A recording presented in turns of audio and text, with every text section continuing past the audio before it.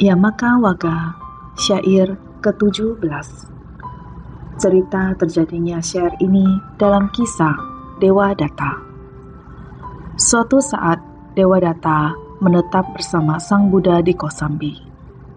Selama tinggal di sana, ia menyadari bahwa Sang Buddha menerima banyak perhatian dan penghormatan maupun pemberian.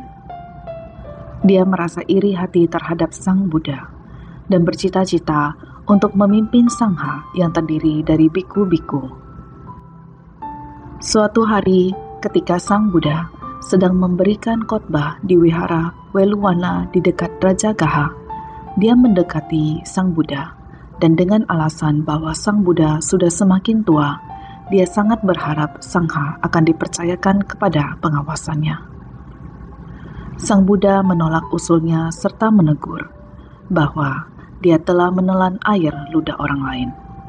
Sang Buddha kemudian meminta sangha melaksanakan rencana melakukan pengumuman atau Pakasaniakama sehubungan dengan kelakuan Dewadatta. Dewadatta merasa tersinggung serta bersumpah membalas dendam dan menantang Sang Buddha. 3 kali dia mencoba untuk membunuh Sang Buddha. Pertama, dengan menggunakan beberapa pemanah sewaan.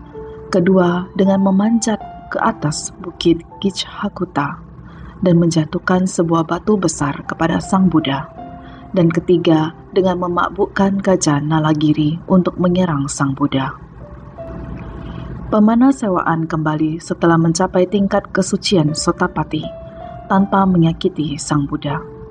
Batu besar yang didorong jatuh Dewadatta melukai sedikit jari kaki Sang Buddha, dan ketika gajah Nalagiri lari menuju Sang Buddha, ia dibuat jinak oleh Sang Buddha. Dengan demikian, Dewadatta gagal untuk membunuh Sang Buddha. Dia mencoba siasat lainnya, mencoba memecah belah sangha dengan cara membawa pergi beberapa biku baru mengingkir bersamanya ke Gaya Sisa. Bagaimanapun juga, banyak di antara mereka telah dibawa pulang kembali oleh Sariputra Tera dan Mahamoggallana Tera. Kemudian Dewadatta jatuh sakit. Setelah menderita sakit selama 9 bulan, dia meminta murid-muridnya untuk membawanya menghadap Sang Buddha di wihara Jetavana. Mendengar kabar bahwa Dewadatta akan tiba, Sang Buddha berkata kepada murid-muridnya bahwa Dewadatta tidak akan pernah mendapat kesempatan untuk menemuinya. Ketika Dewadatta dan rombongannya mencapai kolam di dekat wihara Jetavana, para pengikutnya meletakkan tandu tempat berbaringnya di tepi kolam dan mereka pergi mandi.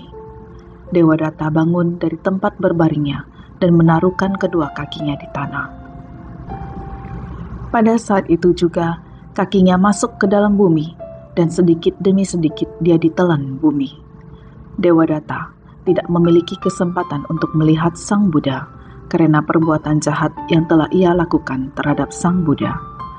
Setelah kematiannya, dia terlahir di neraka Awici, tempat yang penuh dengan penyiksaan terus-menerus.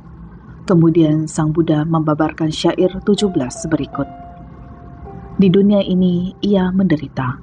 Di dunia sana ia menderita. Pelaku kejahatan menderita di kedua dunia itu. Ia meratap ketika berpikir, aku telah berbuat jahat, dan ia akan lebih menderita lagi ketika berada di alam sengsara.